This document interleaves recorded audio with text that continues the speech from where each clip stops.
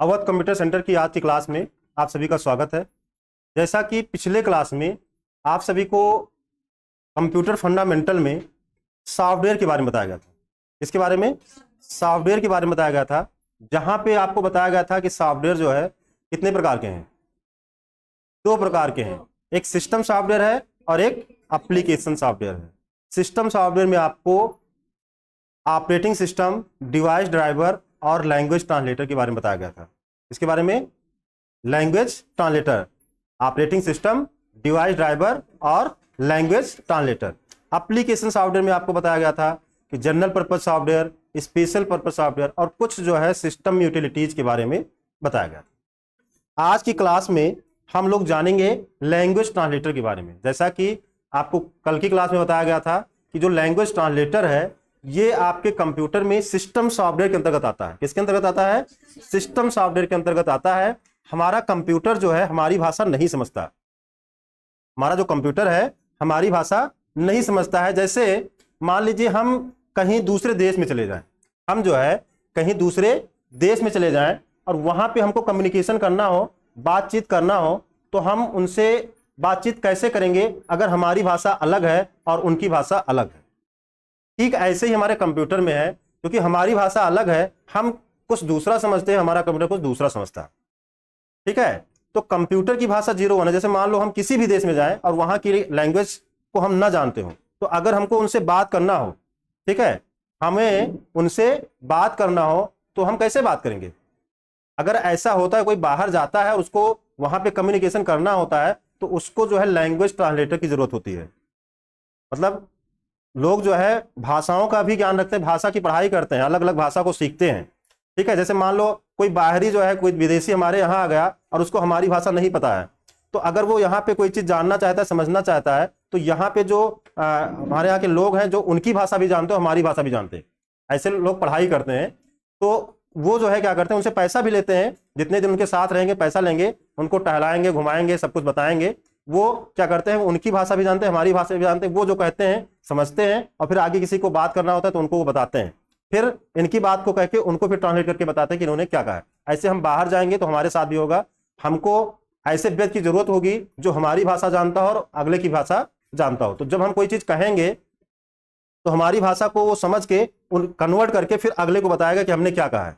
फिर जब वो कुछ कहेगा, क्योंकि हम तो डायरेक्टली समझ ही नहीं पाएंगे कि अगले ने क्या कहा, ठीक है, तो उनकी भाषा को फिर क्या करेंगे, वो कन्वर्ट करेंगे और फिर हमको बताएंगे। तो ये होता है लैंग्वेज ट्रांसलेटर, भाषा अनुवादक। इसी तरह हमारे कंप्यूटर में है, हम कंप्यूटर में ए दे देते हैं, लेकिन हम कंप्यूटर में ए इनपुट करते हैं, हमारा कंप्यूटर नहीं जानता हमने क्या इनपुट दिया, तो वहां पे जो लैंग्वेज ट्रांसलेटर है वो हमारी भाषा को कंप्यूटर की भाषा में कन्वर्ट करता है। तो इसी को अब हम आज की क्लास में जानेंगे। जैसा कि यहाँ पे बताया गया कि लैंग्वेज ट्रांसलेटर प्रोग्रामिंग लैंग्वेज को मशीन लैंग्वेज में कन्वर्ट करता है। लैंग्वेज ट्रांसलेटर क्या करता है, प्रोग्रामिंग लैंग्वेज को मशीन लैंग्वेज में कन्वर्ट करता है। और ट्रांसलेटेड प्रोग्राम को ऑब्जेक्ट कोड कहा जाता है।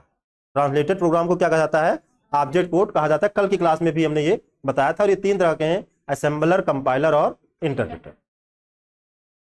तो अब ये जो लैंग्वेज ट्रांसलेटर हैं हमने बताया कि 3 तरह के हैं, और असेंबलर है, इंटरप्रेटर है और कंपाइलर। तो तीनों का काम क्या है?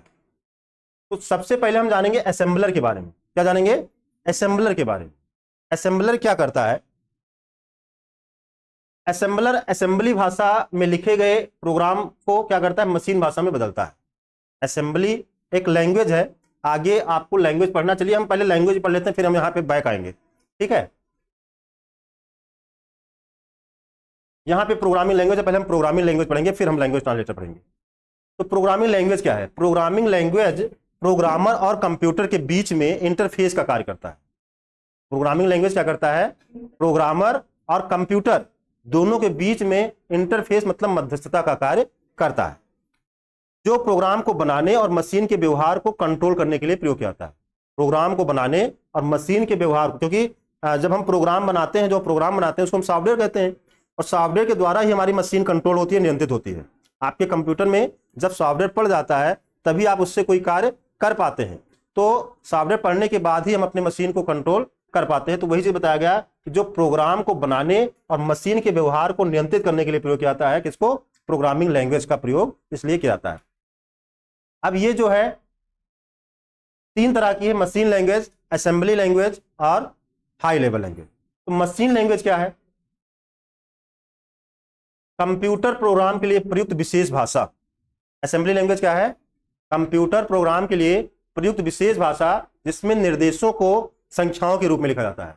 निर्देशों को किसके रूप में लिखा जाता है? संख्याओं के रूप में लिखा जाता है, 0 1 के रूप में लिखा जाता है। जो भी हमको निर्देश देना होता है वो 0 1 के फॉर्म में लिखा जाता है, ताकि कंप्यूटर उसे समझकर उसके अनुसार कार्य कर सके। यह इंस्ट्रक्शन कोड का सेट होता है। ये क्या होता है? ये इंस्ट्रक्शन कोड का सेट होता है, निर्देशों का सेट होता है, जो बाइनरी व डेसिमल में होता है। इसमें जो हम प्रोग्राम बनाते हैं वो बाइनरी और डेसिमल में होता है, और इसे बिना किसी ट्रांसलेटिंग प्रोग्राम की मदद से सीधे कंप्यूटर द्वारा समझा जा सकता है। अगर हम मशीन लैंग्वेज में ही प्रोग्राम बनाए हैं तो मशीन लैंग्वेज में हमको किसी ट्रांसलेटर की जरूरत नहीं होगी। मान लो हम कहीं दूसरे देश में गए, ठीक है, और हम उनकी भाषा में ही बात करना चाहें, हमको उनकी भाषा आती है, ठीक है, तो वहां पे हमको किसी ट्रांसलेटर की आवश्यकता होगी? नहीं होगी, क्योंकि हम उनकी भाषा जानते हैं, उनकी भाषा में ही बात कर रहे हैं। तो ऐसे अगर हम कंप्यूटर की भाषा में ही प्रोग्राम बनाए, ठीक है, तो वहां पे हमको किसी प्रकार के ट्रांसलेटर की आवश्यकता नहीं होगी। तो इसे बिना किसी ट्रांसलेटिंग प्रोग्राम की मदद से सीधे कंप्यूटर द्वारा समझा जा सकता है। कंप्यूटर केवल 0 और 1 से बनी इंफॉर्मेशन को समझता है। कंप्यूटर हमारा केवल 0 और 1 से बनी इंफॉर्मेशन को समझता है। 0 और 1 के फॉर्म में लिखे गए प्रोग्राम को ही मशीन लैंग्वेज कहा जाता है। 0 और 1 के फॉर्म में लिखे गए प्रोग्राम को क्या कहा जाता है? मशीन लैंग्वेज प्रोग्राम कहा जाता है। क्लियर हुआ कि नहीं हुआ? तो यहां पे हमको किसी ट्रांसलेटर की आवश्यकता नहीं होती। पहले के जो कंप्यूटर होते थे, पहले जो प्रोग्रामिंग की जाती थी, प्रोग्राम बनाए जाते थे, वो कंप्यूटर की भाषा में ही बनाए जाते थे। पहले का जो है कंप्यूटर सीखना या कंप्यूटर का सॉफ्टवेयर बनाना बहुत कठिन था। आजकल तो लोग थोड़ा भी कंप्यूटर जान जाते हैं तो प्रोग्रामिंग भी सीख लेते हैं, ठीक है, गेम बनाना लोग जान गए, तमाम तरह के जो है सॉफ्टवेयर बनाना सीख गए। लेकिन पहले जो है कठिन होता था। पहले हम कंप्यूटर की भाषा में ही 0 1 के फॉर्म में ही कंप्यूटर में निर्देश देते थे। अब है असेंबली लैंग्वेज। तो असेंबली लैंग्वेज क्या है? इसमें नंबर्स के स्थान पर इंस्ट्रक्शन कमांड का प्रयोग होता है। नंबर्स के स्थान पर किसका प्रयोग होता है? इंस्ट्रक्शन कमांड का प्रयोग होता है, और इसे हम बाइनरी कोड की तुलना में ज्यादा आसानी से पढ़ सकते हैं। यहां पे क्या हुआ? असेंबली में जिसमें 0 1 के स्थान पे किसका प्रयोग होता है? इंस्ट्रक्शन कमांड का प्रयोग होता है। 0 1 कठिन था, तो इसके स्थान पे इंस्ट्रक्शन कमांड का प्रयोग होता है, जिसे हम बाइनरी कोड की तुलना में ज्यादा आसानी से पढ़ सकते हैं, समझ सकते हैं। असेंबली प्रोग्राम को इंग्लिश की तरह लिखा जाता है। असेंबली प्रोग्राम को किसकी तरह लिखा जाता है? इंग्लिश की तरह लिखा जाता है। और ये ऐसी प्रोग्रामिंग भाषाएं हैं जो पूरी तरह मशीन भाषा पर आधारित होती हैं। ये ऐसी प्रोग्रामिंग भाषाएं हैं जो पूरी तरह से मशीनी भाषा पर आधारित होती हैं, परंतु इसमें 0 और 1 की श्रृंखला के स्थान पर अंग्रेजी के अक्षरों और कुछ गिने चुने शब्दों को कोड के रूप में प्रयोग किया जाता है। अंग्रेजी के अक्षरों और कुछ गिने चुने शब्दों को कोड के रूप में प्रयोग किया जाता है। इन्हीं कोड को हम निमोनिक कोड कहते हैं। इनको हम क्या कहते हैं? मतलब असेंबली लैंग्वेज में लिखा गया प्रोग्राम, असेंबली लैंग्वेज में लिखा गया प्रोग्राम निमोनिक कोड होता है। क्या होता है? Mnemonic code. तो फिर से बताया गया इसमें कि वो प्रोग्रामिंग भाषा, असेंबली लैंग्वेज क्या है? वो प्रोग्रामिंग, कंप्यूटर प्रोग्रामिंग भाषा जिसमें मशीनी भाषा में प्रयुक्त अंकीय संकेत के स्थान पर, 0 1 के स्थान पर अक्षर अथवा चिन्हों का प्रयोग किया जाता है। किसका प्रयोग किया जाता है? अक्षर अथवा चिन्हों का प्रयोग किया जाता है।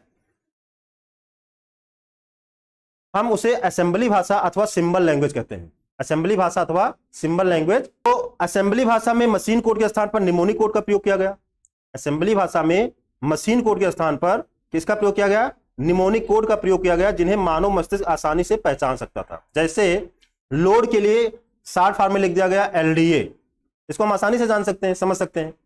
ऐसे ही ट्रांसलेशन के लिए शॉर्ट में लिख दिया गया TRAN, तो हम इसको आसानी से समझ सकते हैं, ट्रांस मतलब ट्रांसलेशन।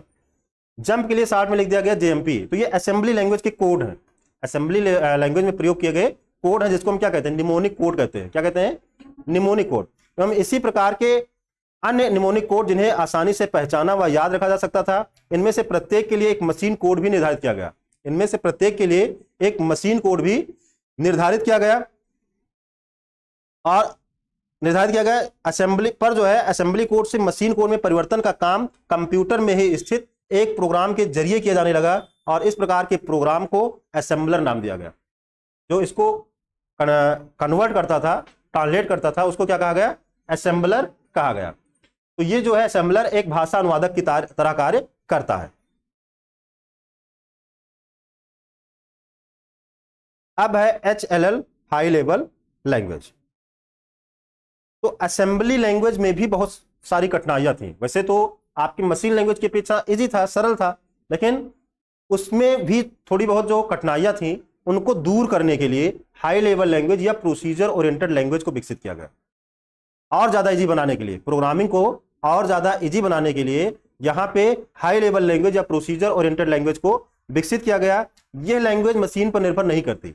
जो आपका HLL है, हाई लेवल लैंग्वेज है, ये मशीन पर डिपेंड नहीं करती। इसमें एक ट्रांसलेटर प्रोग्राम का उपयोग किया जाता है। इसमें क्या प्रयोग किया जाता है? ट्रांसलेटर प्रोग्राम का उपयोग किया जाता है। और कौन सा ट्रांसलेटर होता है यहाँ पे? कंपाइलर या इंटरप्रेटर। तो हाई लेवल लैंग्वेज में लिखे गए प्रोग्राम को क्या कहा जाता है? सोर्स कोड कहा जाता है। अभी इसके पहले हमने आपको बताया था कि असेंबली लैंग्वेज में लिखे गए प्रोग्राम कोड को निमोनिक कोड कहा जाता है। क्या कहा जाता है? Mnemonic code. जबकि हाई लेवल लैंग्वेज में लिखे गए प्रोग्राम को क्या कहा जाएगा? क्या कहा जाएगा? Source code. और ट्रांसलेटर प्रोग्राम जो होता है, मतलब हमारा जो प्रोग्राम है जो हमने बनाया है, ट्रांसलेट होने के बाद इसको क्या कहते हैं? ऑब्जेक्ट कोड कहते हैं। क्या कहते हैं? Object code. अब यहां पे अगर हम उदाहरण की बात करें कि हाई लेवल लैंग्वेज है क्या, नाम क्या है उनके, तो पहला एग्जांपल है हाई लेवल लैंग्वेज में बेसिक। और बेसिक का पूरा नाम भी पूछ लिया जाता है एग्जाम में। बेसिक का पूरा नाम है beginners all purpose symbolic instruction code. ये बेसिक का पूरा नाम है। ये क्या है? हाई लेवल लैंग्वेज है। क्या है? हाई लेवल लैंग्वेज है। सी है, C++ है, ये सब क्या है? प्रोग्रामिंग लैंग्वेज है, हाई लेवल लैंग्वेज है। जावा, फोल्ट्रान, फोल्ट्रान का पूरा नाम पूछा जाता है फार्मूला ट्रांसलेशन। इसका यूज कहां पे होता है ये भी पूछा जाता है। तो इसका यूज कहां पे होता है? Engineering, numeric and scientific computing में फोल्ट्रान का यूज किया जाता है। और साइंटिफिक कंप्यूटिंग में हो गया कोबोल है। कोबोल का भी पूरा नाम पूछा जाता है कॉमन बिजनेस ओरिएंटेड लैंग्वेज, इसका पूरा नाम है। ये भी जो है अक्सर एग्जाम में पूछे जाते हैं। तो ये हो गया आपका assembly machine language, assembly language और हाई लेवल लैंग्वेज। अब हम पुनः जो है चलते हैं ट्रांसलेटर पर।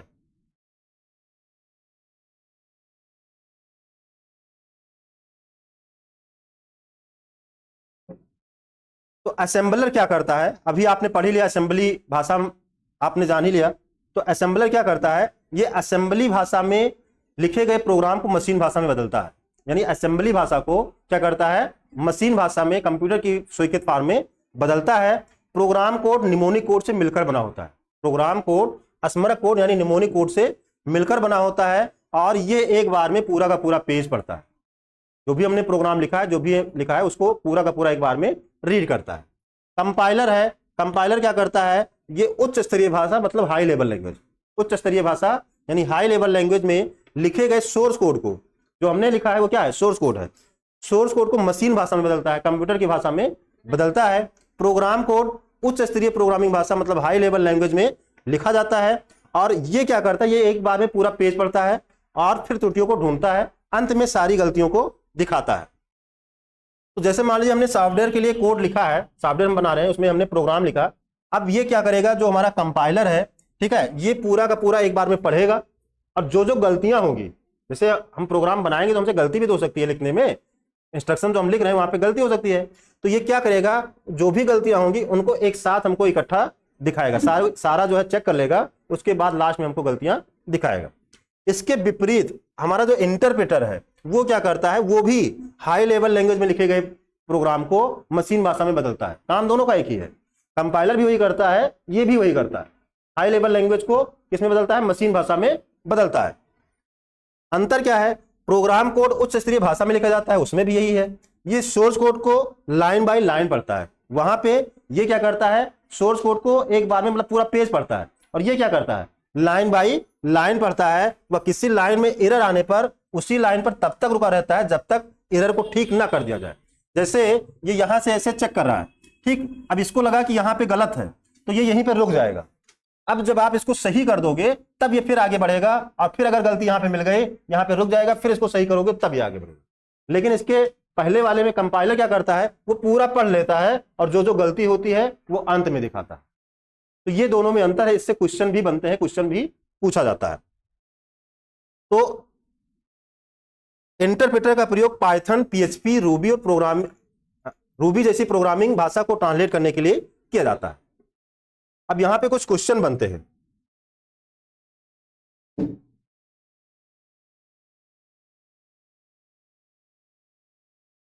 जैसे कि वो लैंग्वेज जिसे हमारा कंप्यूटर बिना किसी ट्रांसलेटिंग प्रोग्राम की मदद से समझ सकता है, कौन सा होगा?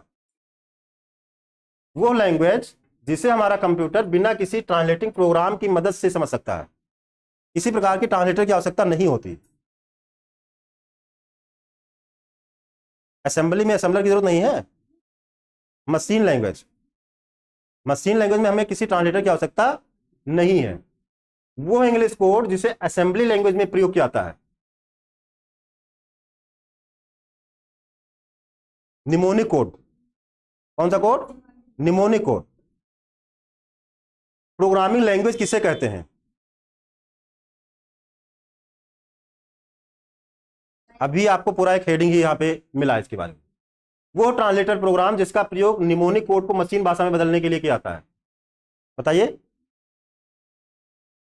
वो ट्रांसलेटर प्रोग्राम जिसका प्रयोग निमोनिक कोड को मशीन भाषा में बदलने के लिए किया जाता है।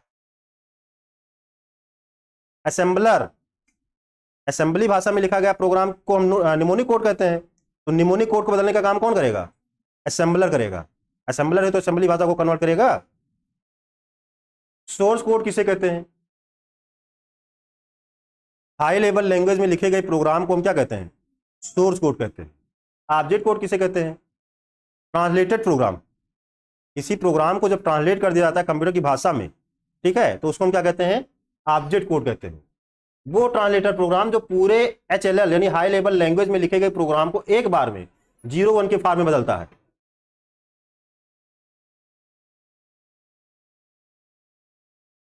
वो ट्रांसलेटर प्रोग्राम जो पूरे हाई लेवल लैंग्वेज प्रोग्राम को एक बार में 0-1 के फॉर्म में बदलता है। कंपाइलर क्या होगा? कंपाइलर पूरा एक बार में पढ़ता है और एक बार में कन्वर्ट करता है।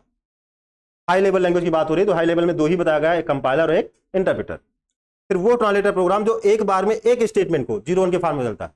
इंटरप्रेटर हमने बताया कि वो लाइन बाय लाइन पढ़ता है, तो एक बार में एक स्टेटमेंट को बदलता है। समझ में आया कि नहीं आया? तो आज की क्लास में हमने आपको प्रोग्रामिंग लैंग्वेज और लैंग्वेज ट्रांसलेटर के बारे में बताया। आशा करते हैं क्लास समझ में आई होगी। अगली क्लास में हम आपको बताएंगे ऑपरेटिंग सिस्टम के बारे में। इसके बारे में ऑपरेटिंग सिस्टम, और ऑपरेटिंग सिस्टम के बाद फिर हमारी जो अगली क्लास होगी वो विंडोज ऑपरेटिंग सिस्टम होगी, और वहीं से आपका प्रैक्टिकल स्टार्ट हो जाएगा। वहीं से आपका क्या स्टार्ट हो जाएगा? प्रैक्टिकल। हम विंडोज पढ़ाएंगे और फिर विंडोज में हम कार्य करना सिखाएंगे कि कैसे हम वॉलपेपर चेंज करते हैं, कैसे हम डेट टाइम चेंज करते हैं। मतलब 2 दिन बाद आपका लैब वाला शुरू होने वाला है। तो आज की क्लास में इतना ही, मिलते हैं नई क्लास में, तब तक के लिए जय हिंद, जय भारत।